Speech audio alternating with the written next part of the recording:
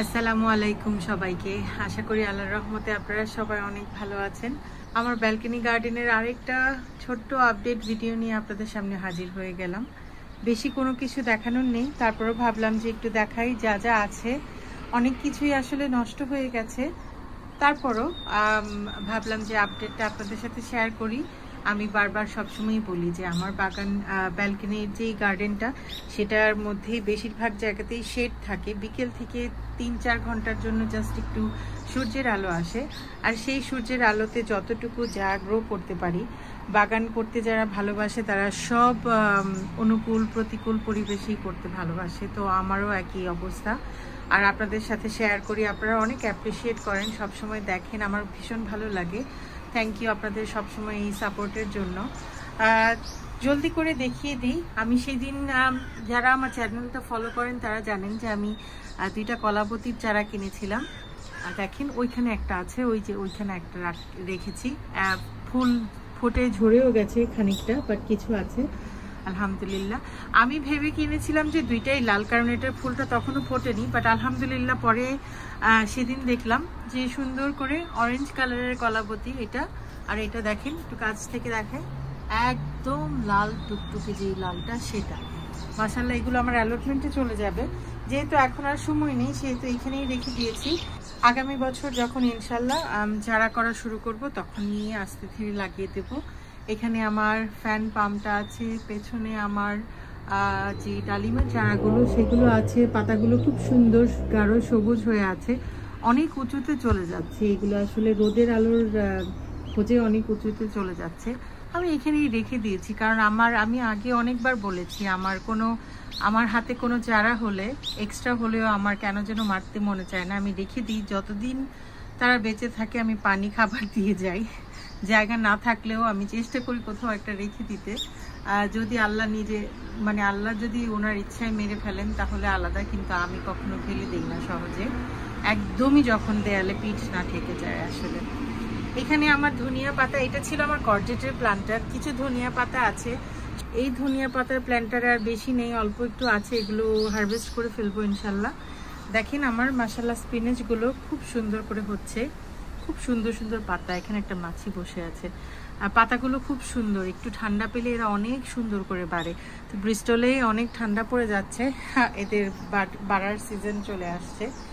এখানে আমার সাকার থেকে করা যে 2টা চেরি টমেটো, আমার অ্যালটমেন্টের ওইখানে সাকার ছিল, ওইখান থেকে 2টা চেরি টমেটো এরকম হয়ে গিয়েছিল, আমি ফেলিনি, আমি রেখে দিয়েছিলাম।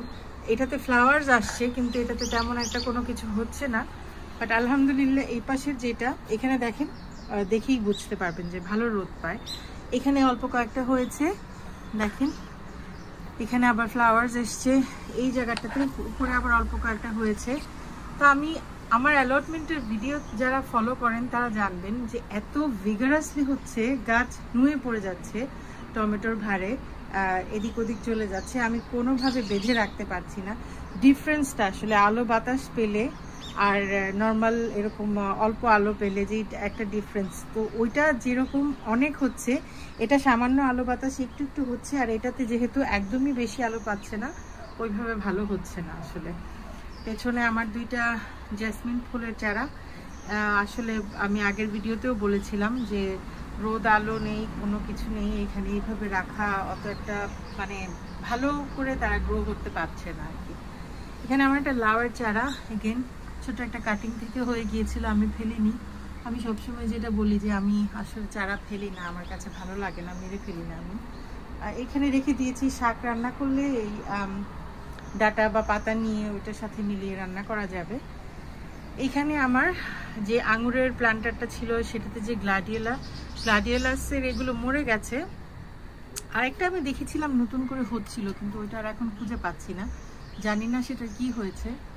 ও এই তো, সরি, এই তো দেখেন, আসলে সবুজ তো দেখে বোঝা যায় না। এই যে এখানে আরেকটা স্টেম বেরিয়েছে মাশাআল্লাহ।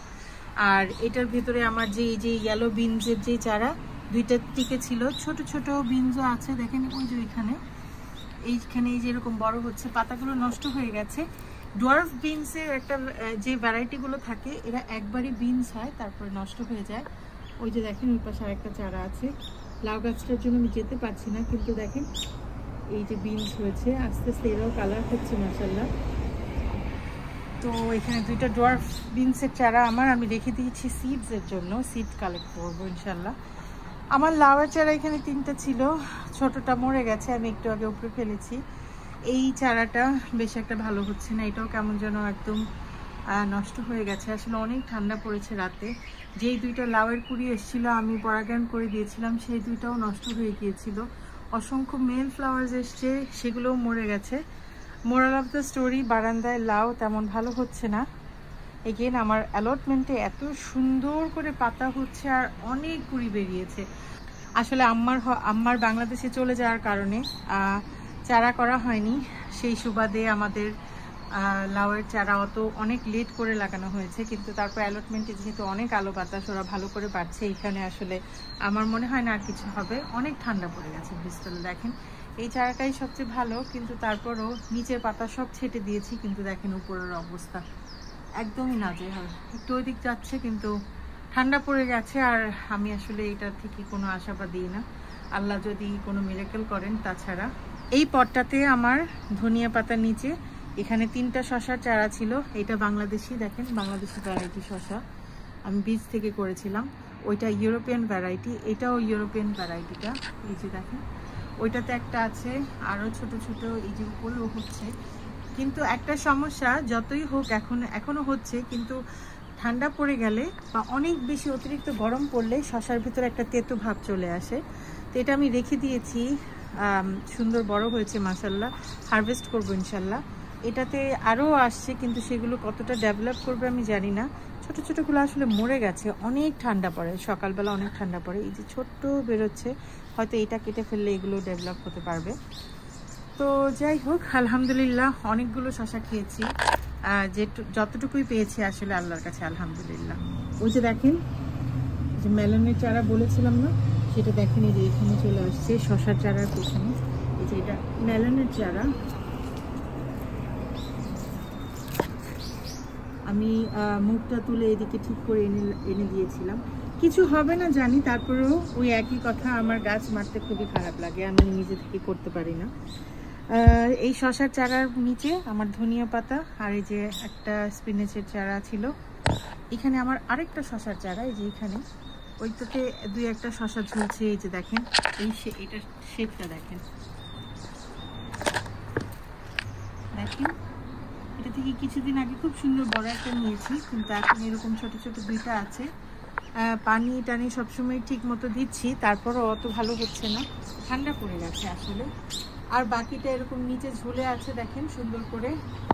অনেকগুলো ছোট ছোট শশা এটাতে আছে, কিন্তু কতটুকু ভালো হবে আমার জানা নেই। এই পাশে এটা আমার রানার বিনসের যে চারাগুলো, সেই চারাগুলোর মধ্যে দেখেন স্পিনেচটা কত সুন্দর করে হয়েছে। আসলে আলো পাচ্ছে, সুন্দর করে ফাঁকা পেয়েছে, খুব সুন্দর করে স্পিনেচটা হয়েছে মাশাআল্লাহ। আর এই যে দেখেন রানার বিনস, এটা সবচেয়ে বড়। আমি ভেবেছিলাম এটা নষ্ট হয়ে যাচ্ছে, কারণ গোড়া থেকে এরকম কালার শুরু হয়েছিল। আমি ভয় পেয়ে গিয়েছিলাম যে আল্লাহ, একটাই সুন্দর বড় হয়েছে আর এরকম নষ্ট হয়ে যাচ্ছে। পরে রিয়েলাইজ করলাম এটা purple colour. Thank you Junaid ভাই, আপনাকে ওয়ান্স অ্যাগেন এত সুন্দর একটা রানার বিনসের সিডস আমাকে দেওয়ার জন্য। আলহামদুলিল্লাহ অনেক ফ্লাওয়ারিং হয়েছিল।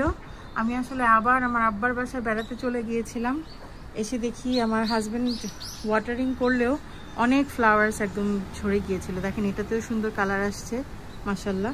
এখানে আরও কিছু আছে নিচের দিকে, এই যে এখানে যেমন আছে, অনেকগুলো সেট হয়ে গেছে, কিন্তু যেইভাবে ফ্লাওয়ার্স এসেছিল সেই পরিমাণে আসলে আমি বিনস পাইনি। অনেক বাতাসও থাকে আমার বারান্দায়, আসলে আমি কি বলবো, মনের শান্তির জন্য একটু গ্রো করা। তাছাড়া যদি ফসলের পরিমাণ যতটুকু আমি কষ্ট করি, সেই সুবাদে যদি আমি ফসলের কথা বলি, তেমন ফসল আমি আসলে পাই না, শুধু কোরিয়ান্ডার আর স্পিনেচ বাদে। সেই তো এখানে আমার কিছু বাংলাদেশি শিমের চারা দেখেন মাশাআল্লাহ, এখানে বেশ কয়েকটা শিম সেট হয়ে গেছে। আমি ইনশাল্লাহ এদের আবার এখানে এই যে এখানে আরও আছে, এই যে এইদিকে ফ্লাওয়ারিং হচ্ছে। আমি এরকম একটা কোনো রকম একটা ঝাঁঝরির মতো দিয়ে এরকম একটা বানিয়ে দিয়েছিলাম। তো এখানে একটা চারা, 2টা চারা আছে, এখানে একটা আর এখানে একটা আছে। এটাতেই সবচেয়ে ভালো হচ্ছে আলহামদুলিল্লাহ। এগুলো তো আসছে, দেখেন যে ফ্লাওয়ারিং হচ্ছে মাশাআল্লাহ। এই যে অনেকগুলো ফ্লাওয়ার আছে। আসলে এই তার কাটার রেস্ট্রিকশনের জন্য আমি ভালো করে দেখাতে পারছি না, কিন্তু এই তিনটার মধ্যে এই চারাটা সবচেয়ে ভালো হচ্ছে, যেহেতু এটা সবচেয়ে বেশি আলো বাতাস পাচ্ছে। আর দেখেন একদম শিম ডেভেলপড হয়ে গেছে, কিন্তু ইনশাল্লাহ আমি বীজের জন্য রেখে দেবো, আমি এগুলো খাবো না একটাও। তো আর এদিক দিয়ে অনেকগুলো হানিডি মেলনের চারা, দেখেন এগুলো কিন্তু মিষ্টি কুমড়া না, ওই যে ওদিক দিয়ে চলে যাচ্ছে। দেখার সৌন্দর্য, আসলে আমি আমার আগের ভিডিওতে দেখিয়েছিলাম খুব সুন্দর করে নিচের দিকে এগুলো একদম ঝুলে পড়েছে, দেখতে খুব সুন্দর লাগে। আসলে আমি আগের ভিডিওতে দেখিয়েছিলাম খুব সুন্দর করে নিচে ঝুলে পড়েছে, দেখতে ভীষণ ভালো লাগা কাজ করে, এই জন্য রেখে দিয়েছি। পানি দেই, মনে হয় যে একটা ফ্লাওয়ার ডিসপ্লের মতোই এটাও একটা ডিসপ্লে। তো যাই হোক আলহামদুলিল্লাহ, সব কিছুর জন্য এন্ড অফ দ্য ডেতে আলহামদুলিল্লাহ। ছোট ভিডিও বলি, তারপরেও দেখা যায় যে সব কিছু দেখাতে গেলে একটু সময় লাগে। আশা করি আপনাদের কাছে ভালো লেগেছে। সিজনের শেষ, বেশি কিছু নেই, তারপরেও যতটুকু পেয়েছি আমার রিজিকে ছিল, আমার ফ্যামিলির রিজিকে ছিল, আলহামদুলিল্লাহ। আলহামদুলিল্লাহ ফর এভরিথিং। আমাদের জন্য দোয়া করবেন, আপনাদের জন্য অনেক অনেক দোয়া রইল।